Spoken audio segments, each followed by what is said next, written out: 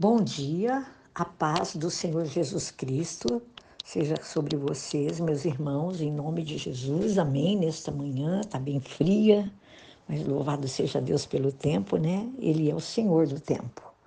E nós vamos dar continuidade nos nossos estudos falando de Mateus capítulo 12. Nós vemos aqui, eu vou resumir, porque esse capítulo tem assuntos tão bons e muito importantes para nós aprendermos.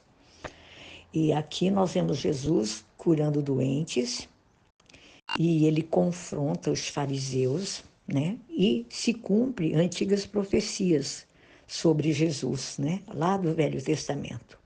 Então, nós vemos aqui que em 3 ocasiões, começando do capítulo 12, do verso 1 até o verso 14, nós vamos ver 3 ocasiões que Jesus é confrontado pelos fariseus, né? Esses homens que eram ímpios. Aí eles confrontam Jesus sobre os milagres que Jesus estava operando e era dia de sábado. Então aí Jesus explica para eles que o sábado também ele é o Senhor do sábado. O Filho do Homem é Senhor até mesmo do sábado. E Jesus, ele opera maravilhas nesse dia. E aí ele exemplifica para esses fariseus, falando para eles, quanto em relação a comer no sábado, por que ele permitia que os seus discípulos colhessem grãos no campo, né, no sábado. Aí Jesus responde para eles e aponta 2 fatos: o propósito do sábado. O sábado foi feito para o homem e não o contrário. Aí ele dá o exemplo de Davi e seus homens que comeram os pães que eram reservados aos sacerdotes. Ele dá outro exemplo, falando de Moisés, que os sacerdotes eles tinham permissão de servir no templo no sábado. Eu vou falar só desses 2 exemplos. E ele diz bem assim, no capítulo 12 de Mateus, verso 8: o Filho do Homem é Senhor até mesmo do sábado. E ele cura um homem de mão deformada, né? Aí os fariseus perguntaram a Jesus se era permitido curar no dia do sábado. Aí ele responde, então, um versículo maravilhoso, capítulo 12, verso 11 e 12, ele fala assim, Jesus pergunta a eles se resgatariam uma ovelha no sábado e diz, ora, quanto mais vale um homem do que uma ovelha. Então, ele cura a mão deste homem, um homem da mão ressequida que fala no texto, né? E aí, os fariseus, eles dizem que Satanás é a fonte dos milagres de Jesus. E porque Jesus havia acabado de curar um homem que estava endemoniado e cego e mudo. Então, os fariseus o criticam e o acusam. E dizem assim, que ele não expulsa os demônios, senão por Beelzebu, príncipe dos demônios. E aí Jesus fala, né, no versículo 25 do capítulo 12, que toda cidade ou casa dividida contra si mesmo não subsistirá. Aí ele faz uma comparação, se Satanás expulsa a Satanás, ele está dividido contra si mesmo. Então, os fariseus em tudo questionavam Jesus. E Jesus diz que os pecados deles, dos fariseus, eram terríveis, que eles eram árvores de frutos maus. E ele faz uma comparação no capítulo 12, do verso 30 ao 33, no versículo, que uma árvore ela é conhecida por seus frutos. E ele diz que eles são serpentes venenosas, porque o que está no coração do homem, né, determina o que eles dizem. E Jesus diz isso, que o pecado deles era determinante. As palavras que eles diziam eram determinantes e o destino deles estariam já para o dia do juízo. E a Bíblia fala, irmãos, para nós, em Mateus 12, 33, falando sobre a árvore, fala que uma árvore é conhecida por seus frutos. E eu quero fazer uma observação aqui, que o mesmo acontece com as nossas vidas. Os nossos pensamentos, eles geram frutos.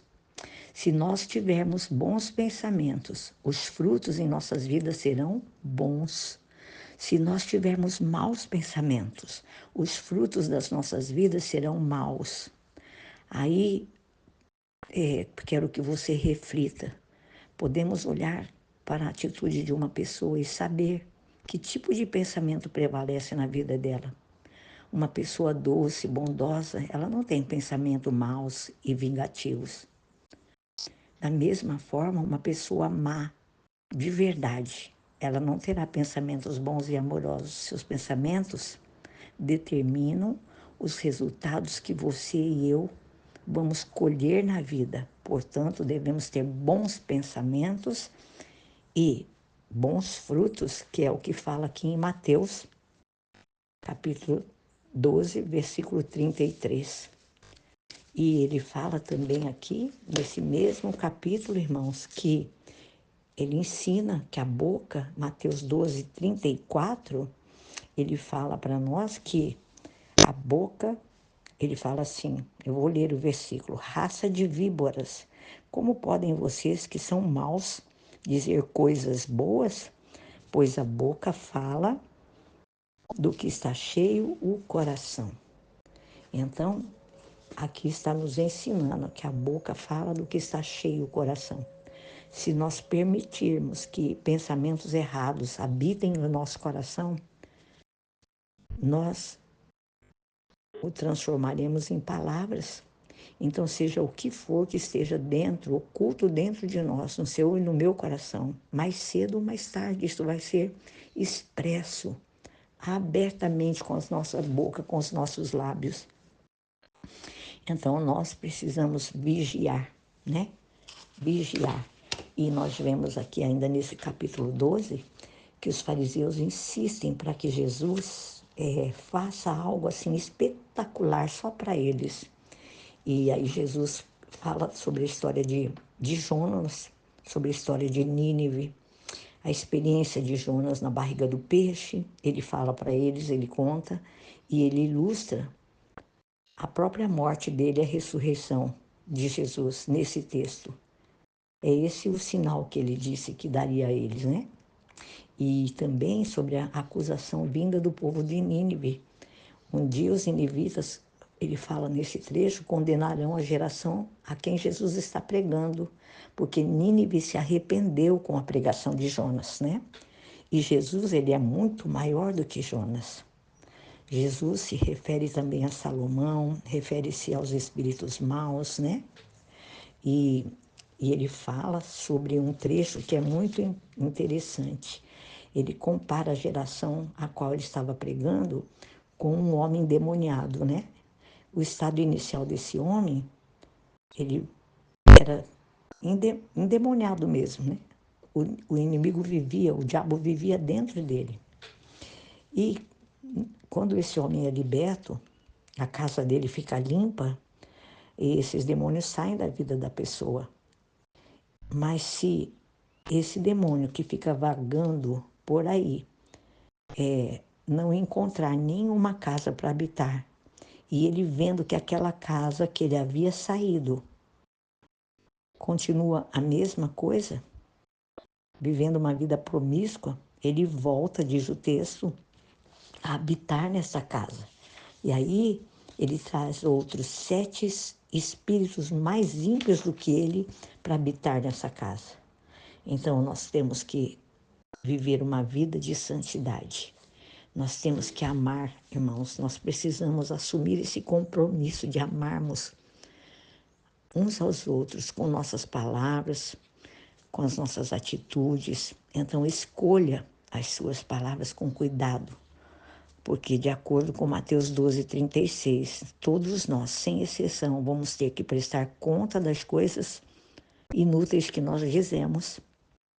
Lembre-se que palavras são sementes e elas são receptáculos de poder. elas levam dentro de si o poder de criar ou de destruir. Elas tanto podem produzir uma boa colheita ou uma colheita ruim na sua e na minha vida e na vida de quem você ama. Então, vigiemos, tenhamos todo o cuidado.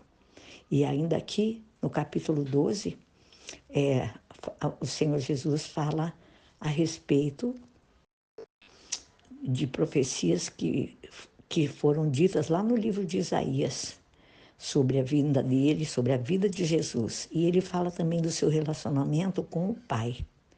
E ele cria que o Pai o amava e cria que ele era cheio do Espírito Santo. E em relação a todas as nações, ele fala nesse capítulo 12 que ele proclamará a justiça a todas as nações.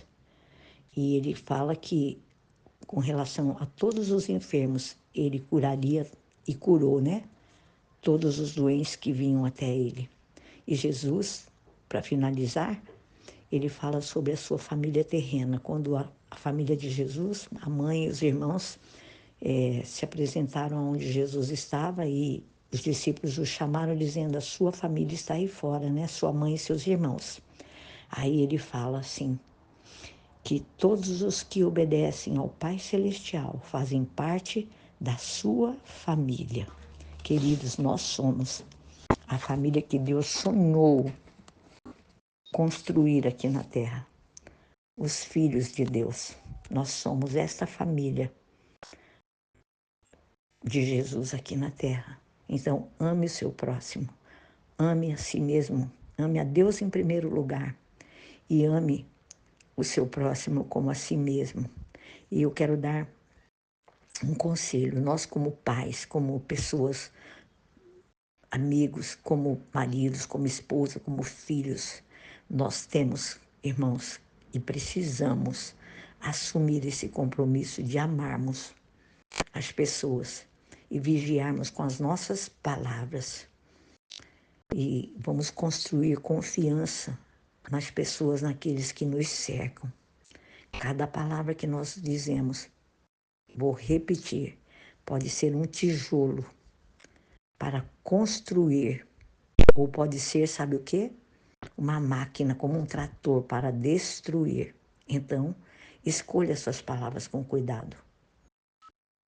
Exatamente no texto de Mateus 12:36 fala isso para nós, que nós vamos prestar contas de tudo aquilo que nós falamos. Em nome de Jesus, fique com esse estudo do capítulo 12. Não deixe de ler o capítulo. É muito importante, porque eu falo pouquinho, não dá para falar muito, não é verdade? E eu oro para que Deus me dê os temas que eu vou enfocar aqui e falar para vocês. Estude o capítulo 12. Vamos estudar a palavra de Deus, vamos crescer na fé e no conhecimento da palavra de Deus, porque a palavra é Jesus, a palavra escrita, o verbo vivo encarnado entre os homens. Amém? Que Deus os abençoe grandemente, em nome de Jesus.